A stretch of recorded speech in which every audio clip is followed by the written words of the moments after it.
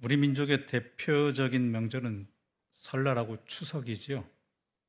그런데 희한하게도 우리 민족의 이 큰 명절인 설날과 추석은 정반대 상황에서 맞이합니다. 추석은 달이 가득 찬 보름에 맞이합니다.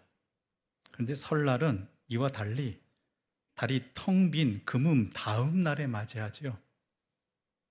또 설날은 시작하는 날이지만 추석 때와 달리 추운 날입니다. 새로운 날이지만 어두운 날입니다.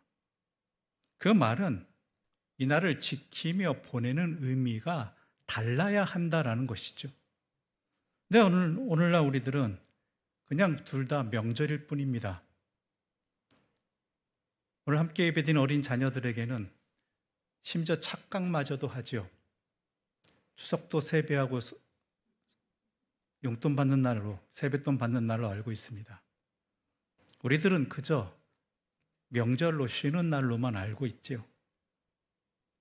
그런데 이 명칭이 다르다라는 것은 그 날의 의미가 다르다라는 것이고, 그 날을 보내는 우리의 삶의 의미도 또한 달라져야 한다라는 것입니다. 설날의 설의 어원에는 여러 가지가 있습니다. 그 중에 하나가 바로 낯설다라는 그 말의 어근인 설에서 이 설이라는 단어가 나왔다고 주장하기도 합니다. 즉, 새로운 시간, 새해의 낯설음과 아직 익숙치 않다라는 의미를 동시에 가지고 있습니다.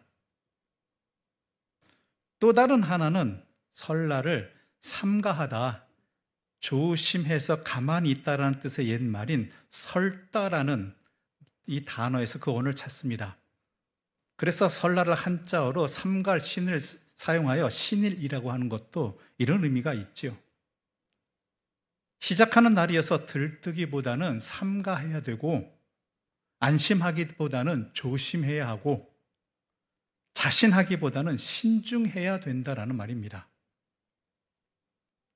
그래서 설날은 나의 삶에, 우리의 삶에 부족함도 서투름도 미숙함도 없기만을 바라는 우리의 생각을 돌아보게 하는 날입니다. 설날은 하루하루가 안정되고 풍요롭기만을 바라는 우리의 생각을 돌아보게 합니다.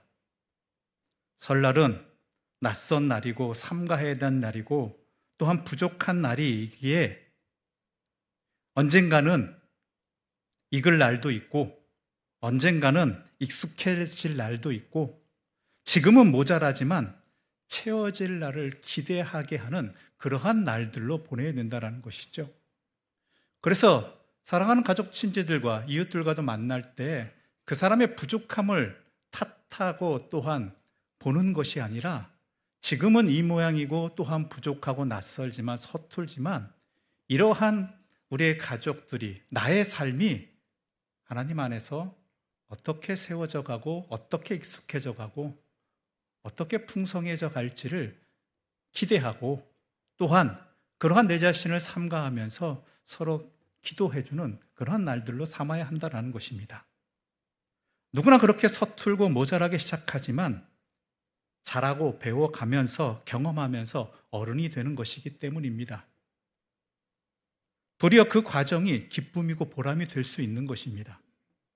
무엇보다도 그 과정 속에서 우리 그리스도인들은 하나님을 알아가고 자기를 알아가는 소중한 시간들로 채워져 가는 것이지요. 오늘 우리가 함께 읽은 창세기 12장 1절 말씀은 이렇게 시작합니다. 여호와께서 아브라함에게 이르시되 너는 너의 고향과 친척과 아버지 집을 떠나 내가 네게 보여줄 땅으로 가라. 하나님께서는 아브라함에게 익숙한 모든 것에서 떠나라고 하십니다. 익숙한 땅에서, 익숙한 집에서, 익숙한 사람들에게서 떠나 하나님이 가라고 하시는, 보여주시는 낯선 땅으로, 낯선 길로, 낯선 사람들에게로 가라고 하십니다. 바로 그의 인생에 새롭게 시작되는 설날이 되는 것이죠. 그의 인생이 바뀌는 기회이기도 합니다. 설레이는 시간이지만 불안합니다. 가보지 않은 길은 새롭지만 낯설어서 불편합니다. 물론 하나님이 이끄시는 길, 어떤 길이 우리에게 허락될지 궁금하지만 앞이 보이지 않는, 불투명해서 두렵습니다. 게다가 아브라함의 나이 몇 살입니까? 75세입니다. 이미 가정이 있고요. 재산도 있습니다. 그리고 자신이 데리고 있는 사람들도 참 많습니다. 가만히 있으면 살아오던 대로 안정을 누릴 수 있습니다. 그냥 살아가면 익숙함이 주는 평안함도 누릴 수 있습니다. 하지만 하나님이 떠나라고 하셨고 아브라함은 떠났죠. 익숙한 모든 것을 뒤로 하였습니다. 하나님만을 믿고 어디인지도 모르고 언제 다다를지도 모르는 그 길을 떠났다라는 것이죠. 이런 아브라함의 모습은 우리로 하여금 역시 아브라함은 대단하다고 생각을 하게 합니다. 아브라함은 원래부터 특별한 사람인 것처럼 생각하게 합니다. 아무런 미련 없이 본토 친척 아버지 집을 떠난 것만이 아닙니다. 그 뒤에 기록된 내용들도 보면 조카 롯과의 재산 문제로 다툼이 일어났을 때 어떻게 했습니까? 삼촌이 권위를 내세우기는커녕 기꺼이 조카를 먼저 우선권을 주고 그가 좋은 땅을 선택하게 합니다. 양보했죠. 땅 한 평 없고 아들 하나 없어도 하나님이 말씀하시면 믿고 순종하는가 하면 그렇게 하다가 100살에 얻은 아들 이삭을 번제물로 바치라고 하니까 또 아무런 항의 없이 순종하여 바치려고도 하였습니다. 정말 대단한 사람입니다. 그런데요, 우리가 성경을 찬찬히 읽어보면요, 성경이 말하고자 하는 바는요, 아브라함은 원래 그런 사람이 아니었다라는 것입니다. 결코 그런 사람이 아니었다라는 것입니다. 더 나아가서 성경에는 그렇게 특별한 사람은 단 한 사람도 없다라는 것입니다. 다 우리보다 잘난 것 하나 없고 우리보다 믿음 좋은 것 하나 없는 그러한 죄인들일 뿐이라는 것입니다. 성경에 나타나는 그런 위대한 인물들, 아브라함이나 이삭, 야곱, 다윗, 심지어 신약의 베드로도 베드로도 바울도 다 우리보다 잘난 것 하나 없고 우리보다 믿음 좋은 것 하나 없는 그러한 사람들일 뿐이라는 것입니다. 우리는 대체적으로 아브라함 이야기가 창세기 12장부터 시작된다고 생각을 합니다. 그러나 그렇지 않습니다. 아브라함의 이야기는 11장 27절부터 시작되어집니다. 그리고 11장 27절부터 시작된다는 말은 12장 1절에서 하나님이 떠나라고 하신 말씀이 처음 말씀이 아니라는 의미입니다. 창세기 11장 31절과 32절의 말씀을 간단하게 요약하면요, 아브라함의 가족들이 갈대아 우르에서 떠나 가나안 땅으로 가고자 하더니 하란에 이르러서 거기 거하였으며 거기서 데라가 죽을 때까지 살았다라는 그런 내용입니다. 또한 신약 성경인 사도행전 7장 2절과 3절의 말씀도 쉽게 풀이하자면 아브라함이 하란에 있기 전 메소포타미아에 있을 때 하나님이 그에게 내 고향과 친척을 떠나서 내가 내게 보일 땅으로 가라고 말씀하셨다라고 기록하고 있습니다. 즉 아브라함이 본토 친척 아버지 집을 떠나라는 음성을 들은 것은 이미 메소포타미아, 즉 갈대아 우르에 있을 때 이 음성을 들은 것입니다. 그래서 아버지와 조카와 함께 하나님이 약속하신 땅으로 가는 중이었는데 하란에 이르게 되었고 거기에 이르러 보니까 그럭저럭 살만했는지 거기에 터를 잡아버린 것이죠.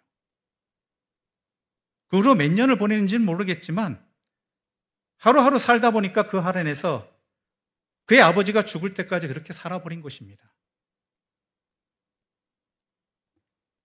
혹시 모르겠습니다. 하나님이 말씀하신 것을 잊어버리기를 바랬는지도 모르겠습니다. 여기까지 오는 길도 쉽지는 않았겠지요. 아마 하나님이 눈 감아주시기를 바랬는지도 모르겠습니다.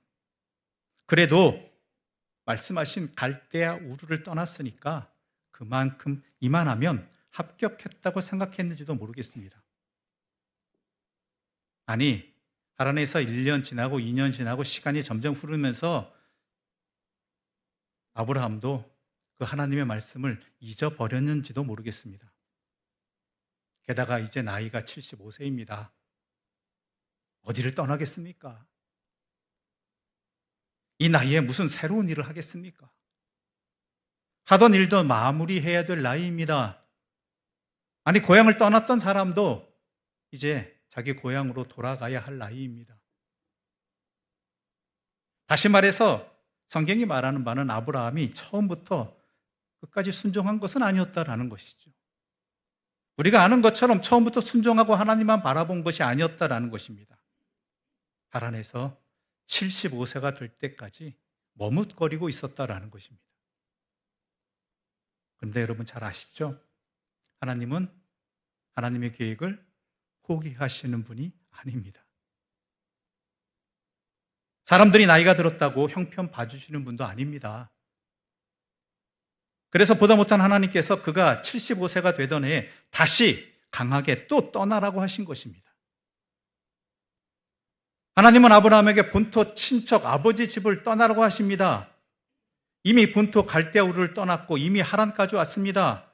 하지만 하나님은 그들이 머물고 있는 곳을 아직도, 그 하란도 아직도 본토라고 말씀하시는 것입니다. 가나안 땅에 이르기까지는 아직 다 본토이고 가나안 땅에 이르기까지는 이미 다 아직도 다 세상이라는 것입니다. 하나님의 말씀은 하나님이 지시하시는 땅으로 가라고 하시는 것입니다. 아브라함의 마음이 어떻든 간에, 아브라함의 나이가 어떻든 간에 하나님은 떠나라고 하신 것입니다. 물론 아브라함의 생각이나 우리들의 생각이나 이만큼 해도 잘했다고 생각했을지도 모르겠습니다. 어쨌든 갈대우르는 떠나지 않았습니까? 가나안까지는 못 갔지만 어쨌든 하란이라는 이 먼 곳까지 왔습니다. 그러니 이만하면 됐다고 생각했을지도 모르겠습니다. 하지만 하나님은 그렇게 생각하지 않으셨다라는 것이죠. 이만하면 됐다는 생각은 사람들의 생각이지 결코 하나님의 생각은 아니라는 것입니다. 가나안 땅까지 가는 것이 하나님의 생각이고 하나님의 말씀대로 그대로 순종하게 하는 것이 하나님의 생각입니다. 하나님은 어중간하게 있는 것을 인정하지 않으십니다. 하나님은 세상과 하나님 사이에서 양다리를 걸치면서 그래도 이만하면 세상 사람들과는 다르다고 생각할지 우리는 모르겠습니다. 그럴지도 모르겠습니다. 아직은 완전하진 않지만 그래도 세상과는 거리를 어느 정도 두지 않았느냐고 생각할지도 모르겠습니다. 그런데 하나님은 그렇게 생각하지 않으신다라는 것이죠. 이만하면 나 정도 신앙생활하고 또한 헌신하고 봉사하면 다른 사람들과는 다르지 않겠느냐고 생각할지 모르겠지만 우리 교회는 다른 교회는 다르겠다, 이만하면 다르지 않겠느냐고 생각할지 모르겠지만 하나님이 과연 그렇게 생각하시느냐라는 것이죠. 아무튼 이 아브라함의 이야기는 아브라함이 근본부터 달랐던 사람도 아니고 흔들림 없이 하나님만 믿고 의지했던 사람도 아니다라는 것입니다. 그런 내용이 12장 뒤에 나오는 아브라함의 이야기 속에서 곳곳에서 나타납니다. 아브라함이 얼마나 어처구니 없는 실수들을 행하고 몇 번이나 행했지 않습니까? 나도 안 할 것 같은 잘못을 저지르기도 합니다. 그도 우리처럼 머뭇거리기도 하고 우리처럼 이만하면 됐다라고 은근슬쩍 타협하기도 합니다. 형편에 따라서 결정을 바꾸기도 합니다. 이것이 아브라함의 모습이라는 것이죠. 그렇다면 이런 아브라함이 어떻게 해서 우리가 아는 믿음의 조상 아브라함이 되었느냐라는 것입니다. 결론은 하나님이 그를 만드셨다라는 것입니다. 하나님이 참고 또 참으시고 기다리고 또 기다리시면서 그를 그렇게 만드셨다라는 것이 성경의 이야기고 또한 우리를 향한 이야기입니다. 아브라함이 된 것은 전적으로 하나님의 은혜 때문이라는 것입니다. 아브라함이 되었던 것은 그에게 있는 그 무엇 때문이 아니라는 것입니다. 아브라함이 믿음의 조상이 되고 복의 근원이 된 것은 그가 어떤 자격이 있거나 능력이 있거나 소유나 지식이나 성품 때문이 아니라는 것입니다. 전적으로 하나님의 은혜였다라는 것이죠. 이것이 성경이 끊임없이 성경의 인물들을 통해서 오늘 우리들에게 주시는 말씀입니다. 하나님이 그를 그렇게 만드셨다. 하나님이 그를 그렇게 가르치시고 깨우쳐 주시고 일으켜 주시고 격려하시면서 믿음의 본이 되는 사람으로 만드셨다라는 것이죠. 이는 신약 성경의 사도 바울도 마찬가지입니다. 그는 고린도전서 15장에서 이렇게 말합니다. 나의 나된 것은 다 하나님의 은혜다. 자신의 지식 때문도 아니고 자신의 종교적 열심 때문도 아니고 자신의 배경 때문도 아닌 하나님의 은혜 때문에 자기가 이렇게 변화되고 이렇게 살아갈 수 있게 되었다라는 것이죠. 그러니까 원래는 그렇고 그랬는데 나중에는 훌륭한 믿음의 사람이 되었다라는 것입니다. 아브라함도 우리와 별다를 게 없었는데 그런 그를 통해서 하나님이 일하시니까 믿음의 조상이 되었다라는 것입니다. 그래서 아브라함의 이야기는 바로 우리의 이야기입니다. 우리 또한 얼마나 머뭇거리며 살아왔습니까? 지금 우리는 하란에 머물러 있는 상태는 아닙니까? 가야 할 길은 뭔데 얼마나 오랫동안 주저앉아 있었습니까? 세상에 대한 미련과 욕심 때문에 얼마나 민기적거리며 살아왔습니까? 하지만 아브라함의 이야기를 통해서 우리는 희망을 갖게 됩니다. 아브라함을 또다시 부르셨듯이 하나님이 오늘 우리를 부르신 것입니다. 아브라함을 기다리셨듯이 하나님이 우리를 기다리셨다라는 것입니다. 그리고 아브라함을 격려하셨듯이 우리 또한 이 말씀을 통해서 우리를 격려하고 계시다라는 것입니다. 우리의 나이가 어떻건, 우리의 상황이 어떻건, 세상의 흐름이 어떠하건 우리를 깨우쳐 주십니다. 무엇보다 우리에게, 이 연약한 우리들에게 하나님이 우리와 함께 하시고 우리 안에서 일하신다라는 것, 이것을 이 하나님의 음성을 통해서 우리에게 또한 선포하고 계시는 것입니다. 그래서 우리는 희망이 있는 것입니다. 우리는 힘을 낼 수 있는 것이고 새롭게 시작할 수 있는 것입니다. 그런데 안타까운 것은 오늘날 많은 그리스도인들이 떠나려고 하지 않는다라는 것입니다. 떠나려는 대신 갖다 붙이려고 합니다. 지금까지 살아오던 삶에 예수님만 갖다 붙이면 된다라고 생각합니다. 지금까지의 생각과 마음과 행동에 예수님만 갖다 붙이려고 합니다. 교회만 다니면 되는 줄 알고 성경만 읽으면 되는 줄 알고 기도만 하면 되는 줄 압니다. 여전히 그러면서도 세상 것들만 붙들고 의지합니다. 믿기 전이나 믿은 후나 달라진 것 하나 없습니다.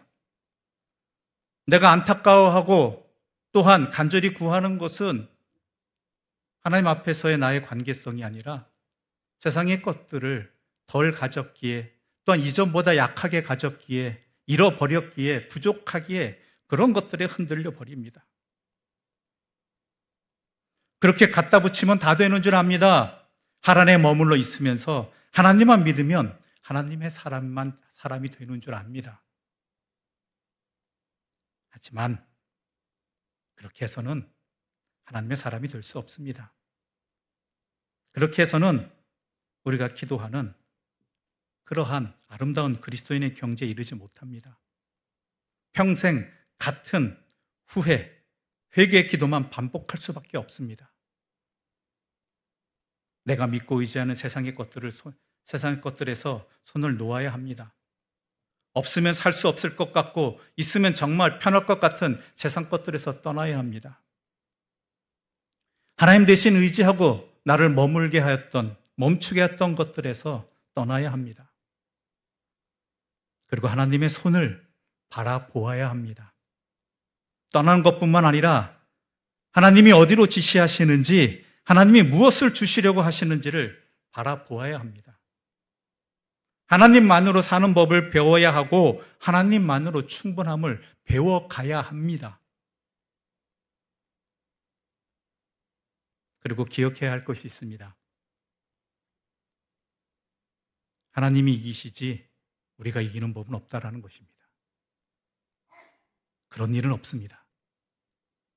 우리가 아무리 고집을 부려도 결국에는 하나님이 이기신다라는 것입니다. 다시 말해서 언제냐 하는 문제만 남아있지 결국에는 떠나야 한다라는 것입니다. 그러므로 하루라도 빨리 하란을 떠나 세상을 떠나 하나님 이끄시는 대로 가는 게 상책입니다. 그런데 만약에 그런데도 안 떠나면 어떻게 되겠습니까? 하나님은 밀어버리십니다. 때로는 때리십니다. 걷어가십니다. 떠나지 않으면 하나님이 우리를 확 밀어버리십니다. 우리가 믿고 의지하는 것들로부터 우리를 확 떼어버리십니다. 어쩔 수 없이 빈손이 되도록 해버리십니다. 이미 우리가 각자가 크던 작던 많던 한 번이건 다 경험했던 일들 아닙니까? 우리 교회가 경험하고 있는 일들 아닙니까? 그러므로 그 전에 돌이켜야 하고 제 발로 따라가야 합니다. 밀어버리시기 전에, 걷어가시기 전에, 때리시기 전에 제 발로 따라가야 합니다. 아니, 아예 처음부터 하나님이 이끄신 대로 가야 합니다. 어차피 따라가야 할 길이라면 스스로 따라가는 게 훨씬 더 낫습니다. 그리고 무엇보다도요, 아버지 하나님이 떠나라고 하셨다면요, 다 우리 잘 되라고 하는 것입니다. 우리를 위해서 그러신 것입니다. 짐을 지워준 것이 아니라 짐을 덜어준 것입니다. 그리고 떠나면 어떻게 되었습니까? 오늘 보면 2절과 3절의 말씀 우리 함께 읽어보도록 하겠습니다. 2절과 3절입니다. 내가 너로 큰 민족을 이루고 내게 복을 주어 내 이름을 창대하게 하리니 너는 복이 될지라. 너를 축복하는 자에게는 내가 복을 내리고 너를 저주하는 자에게는 내가 저주하리니 땅의 모든 족속이 너로 말미암아 복을 얻을 것이라 하신지라. 큰 민족이 된다고 하십니다. 복을 받는다고 하십니다. 그리고 이름이 창대케 되리라고 하십니다. 여러분, 앞서 창세기 11장에서 사람들이 바벨탑을 쌓은 이유가 뭡니까? 자신들의 이름을 내기 위해서입니다. 그런데 그 이름을 내기는커녕 그나마 있던 이름들마저 다 잃어버리고 뿔뿔이 흩어지게 되었습니다. 그런데 이제 그 이름이 창대케 된다는 것입니다. 이 땅의 모든 사람들이 그렇게 바라던 아름다운 이름을 남기게 된다는 것입니다. 어떻게 할 때예요? 탑을 쌓는 대신에 주님이 말씀하신 그 삶의 자리로 떠날 때 자기 이름을 내는 줄 알고 믿고 기대하던 모든 세상의 것들에서 떠남으로써 하나님만을 바라보고 나아감으로 말미암아 아름다운 이름을 남기게 된다는 것입니다. 이것이 얼마나 큰 복인 줄 아십니까? 그토록 열심히 이 땅에서 수고해놓고 또한 많은 것을 세상에 이뤘지만 그 남겨진 이름들이 기억되지 않거나 아니면 오명으로 남게 되는 이 사람들이 얼마나 많이 있습니까? 심지어 그리스도인들조차도 또한 하나님의 교회조차도 평생을 하나님의 일꾼으로서 수고하던 이들조차도 남겨진 그 후의 이름이 그 수고가 헛되게 아무것도 아닌 것처럼 오명으로 남게 된 사람들이 얼마나 많이 있고 또한 안타까운 이름이 되어버린 사람들이 얼마나 많이 있습니까? 근데 창대케 된다, 그 이름이 창대케 된다라고 하십니다. 더 나아가서 복의 근원이 되게 하신다고 합니다. 우리 가족에게 내가 복의 근원이 됩니다. 나는 꼭 있어야 하는 사람이 되어진다라는 것입니다. 내가 소금과 빛과 같은 존재가 되어진다라는 것입니다. 내가 얼마나 많이 배웠느냐, 얼마나 힘이 있느냐, 얼마나 많이 가졌느냐, 이런 것에 관계없이 모든 사람들이 나와 함께 하고 싶어 하는 사람이 되어진다라는 것입니다. 얼마나 복된 일입니까? 우리 그리스도인들이 우리 이웃들에게 우리 교회가 이 지역사회에 그러한 공동체가 된다고 하는 것이죠. 얼마나 큰 교회였느냐, 얼마나 많은 세상의 것들을 가졌느냐가 아니라 말 그대로 우리 교회가 있으므로, 우리 그리스도인들이 있으므로, 우리 그리스도인의 가정이 있으므로 사람들이 우리와 함께 하고 싶어하는 그런 공동체가 되어진다는 것. 내가 얼마를 가졌든, 내가 얼마가 부족하건, 세상에 얼마나 힘이 없던 걸 상관없이 소금과 빛과 같은 존재가 되어지고 함께하고 싶은 그러한 사람들과 공동체가 되어진다는 것, 이게 바로 복의 근원 아니겠습니까?